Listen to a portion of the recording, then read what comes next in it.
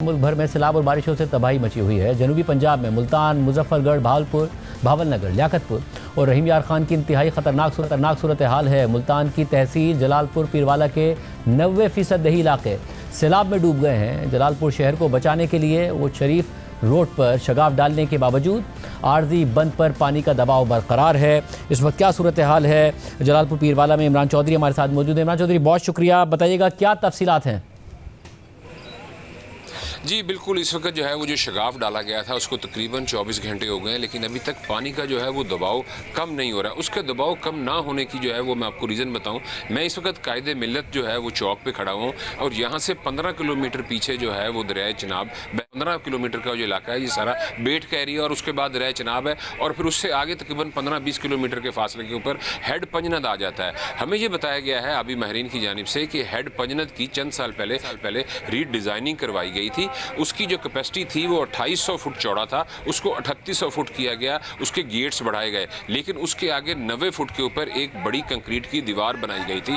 पानी का बहाव अब उस कंक्रीट की दीवार को जब लगता है तो पानी बैक मारता है। यही बड़ी वजह है कि जलालपुर पीरवाला में तमाम तर कोशिशों के बावजूद पानी की सतह जो है वो कम नहीं हो रही और ये एक टेक्निकल फॉल्ट था और है जो हमें बताया गया है और इसी फॉल्ट की वजह से पानी के बैक मारने की वजह से जलालपुर की ये सूरत हाल है और इसके साथ इसकी दूसरी तरफ जो है वो मुजफ्फरगढ़ की तहसील अलीपुर है, उसकी भी जो है वो यही सूरत हाल है कि पानी बैक होने की वजह से वापस नहीं जा रहा। मुल्तान में पानी डाउन होना शुरू हो गया, लेकिन यहाँ पे तो ये की जा रही है कि आने वाले 24 घंटे के बाद शायद पानी जो है वो कम होना शुरू हो जाए। इस वक्त अगर मैं आपको रिलीफ की बात बताऊं तो इस वक्त सबसे ज़्यादा जो लोगों की इस वक्त ज़रूरत है, ना उनको खाने की ज़रूरत है, न टेंट की ज़रूरत है, इस वक्त ज़रूरत है उनको जान बचाने की। और इस वक्त पहले हम आपके प्रोग्राम के तवज्जुह से ये बताते थे कि इंतज़ामिया यहाँ पर मौजूद है लेकिन उनके पास वसाइल नहीं है, लेकिन अब पंजाब गवर्नमेंट की तरफ से वसाइल मिल गए हैं लेकिन इंतज़ामिया की कोई मनसूबाबंदी नज़र नहीं आ रही। पूरे मुल्क से मुखैर हज़रात कश्तियाँ लेकर आए हैं, ख़रीद कर लेकर आए हैं। इसके अलावा मुख्तलिफ जो समाजी तंजीमें हैं वो बोट्स लेके आए, लेकिन उनको यहाँ पर डायमेंशन इस इलाके की नहीं पता।